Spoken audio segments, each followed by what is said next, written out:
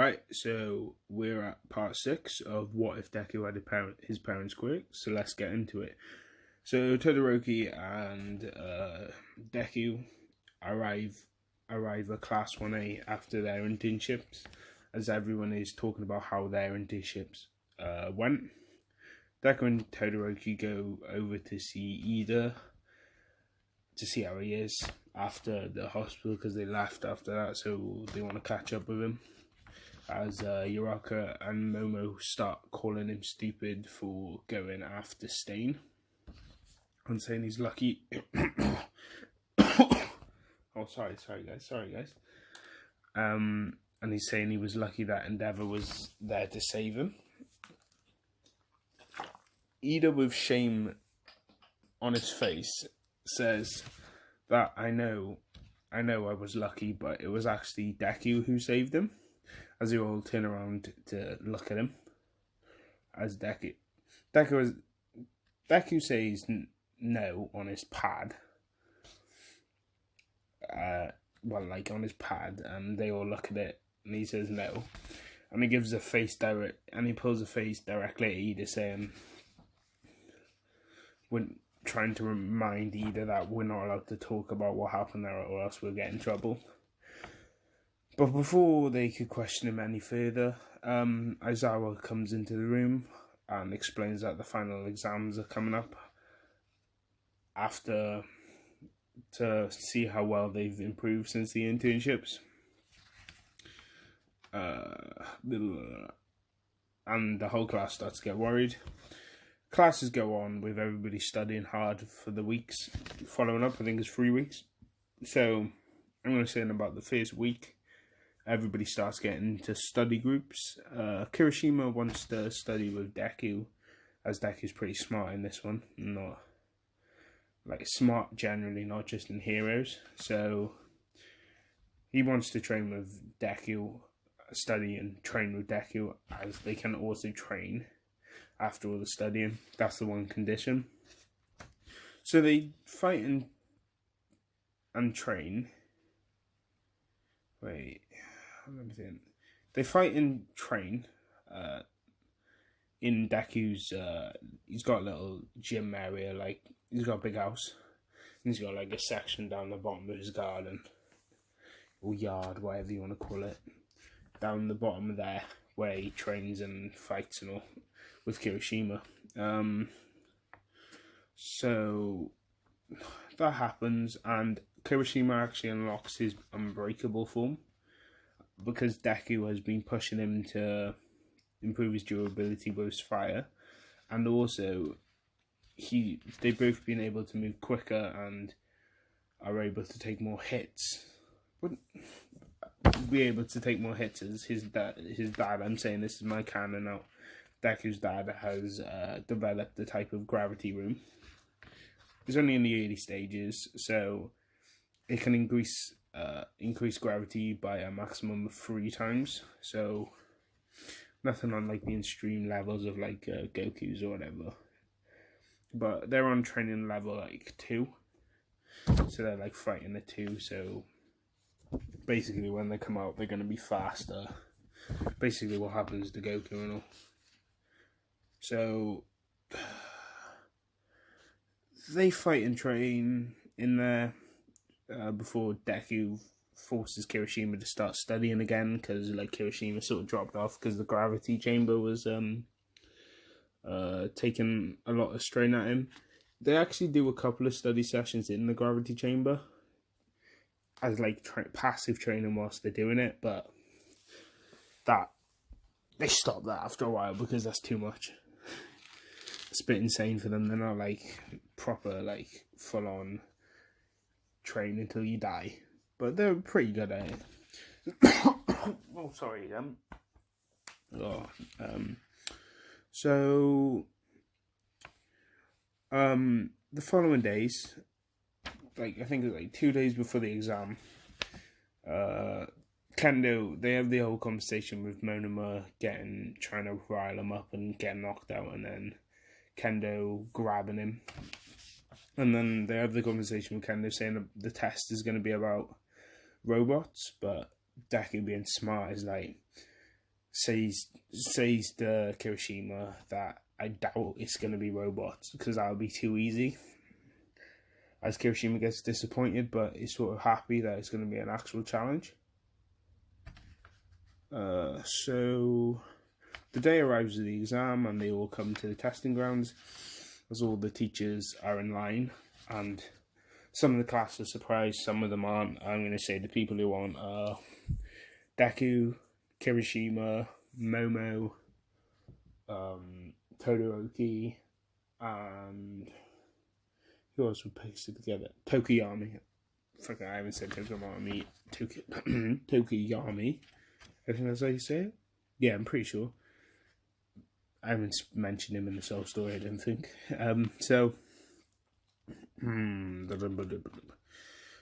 Teacher exams. So anyway, the parents are all the same. Deku and Bakugo. Oh, give me a second. Sorry, guys. Went on a run. Ugh.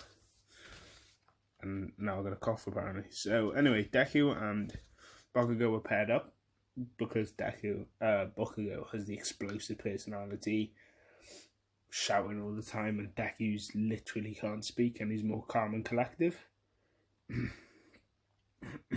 This pairing does anger Bakugo, as he's still angry that he lost to Deku in the fight. So, but Deku doesn't really care, he just wants to pass. Which he types to Bakugo, but Bakugo does the Bakugo thing and like blasts the notepad away. Like, damaging it. So Deku doesn't even try and pick it up. As he storms off to find All Might as the test begins. All Might does... Sorry, I'm very sorry, bro. I'm dying. That run, this killed me. I didn't even run that far, like 2k. And it's just mealing my lungs. Oh. We back? We good? We good? Yes. Anyway, All Might does teach in Class 1A, as they have been targeted by the League of Villains. And he does... Does he believe that it's connected to All For One? Yeah, I'm not sure in the anime. Fuck it. Like, yeah, I'm gonna say that. He thinks it's targeted to All For One. And plus, All Might's there to teach the next generation the heroes and teach Mirio, because as I said in the last episode, Mirio's got All For One in this, because... Oh, is it 1 for all? Yeah, 1 for all. He's got 1 for all in the next one, in the last episode, so I'm just saying that. But he does keep an eye on the Class 1A, because they're the next generation of big heroes, he thinks. So, that happens. All Might finds Bakugo as Bakugo lets off AP shots trying to take out All Might, but All Might, it doesn't work with All Might. And All Might easily dodges him. He lands a punch on Deku, easily incapacitating him, as then he tries to go find Deku, who we can't find because he didn't see at the start, because Bakugo and him split straight away. Let me see. Deku's darting through alleyways with his fire boosts, trying to find a good route to the gate without being seen. But All Might jumps into the air and uses it to scan the whole city, and he spots Deku, and as then he crashes straight behind him. This makes Deku instinctively shoot blue fire flames at All Might, which does hit him, but he dodges most of them. But due to the intensity, he does close his eyes, and for that split second, he loses sight of Deku, as Deku is actually using his white flames, to speed off to find and to go and get Bakugo, because Bakugo's like, I don't know, like 100 meters away. So these white flames do hit him when it comes out of his mouth, but after, like, he's pyrokinesis them on his boost. Perfectly fine. He is. Yeah, I'm going to say he's perfectly fine. So he picks up Bakugo, He picks up Bakugo and speeds off to the gate. But then he hears All Might's laughter coming from behind him. So he realizes that he's not going to make it in the gate in time. All Might will catch him, and if he doesn't stop him, they're both out, because Bakugo is not getting up. He's being rocked, really, not like in the anime where he's like incapacitated and gets up after 5 minutes. He's out cold. So Deku decides that he should make some walls of fire, like, to try and slow him down. But All Might just rockets through him because he's only using his normal fire, and All Might's been used to like hellfire, so that's not going to do anything. So he decides it's time to use the special move. So he learned the special move whilst he was with Kirishima, because Kirishima was like, your flames are flashing all, but like, he wants like manly, you know. Maybe you should make it into like something cool. Like, you got pyrokinesis, you can control it. You should shape it into something cool. So Deku decides, I got a good idea for that. So he produces a giant blue flamed phoenix, which is about, let me see, I guess 50 meters wide. So that's a lot of fire coming out of his mouth. This is like a final move finisher. The special moves like AP shot and all of that. So anyway, he produces that giant blue fire phoenix, which does cause him to get exhausted and his mouth to burn up a little bit, but not as bad as it could have been. So he shoots that at All Might, and then the phoenix splits off into 5 different little phoenixes, all with blue fire, and they all surround All Might, attacking him, as Deku's concentrating on that and running and like boosting off with like his last bits of orange flames before he gets like, his mind gets too overcome with this pyrokinesis as he shoots off to the gate. They both pass as All Might finishes off the last of the phoenixes as he's about to rush for them, but notices that Bakugo and Deku have both escaped. He's impressed with Deku's strength and his ability to assess the situation and choose the best outcome, as well as picking up Bakugo, because he could have just left him and passed by himself and failed Bakugo.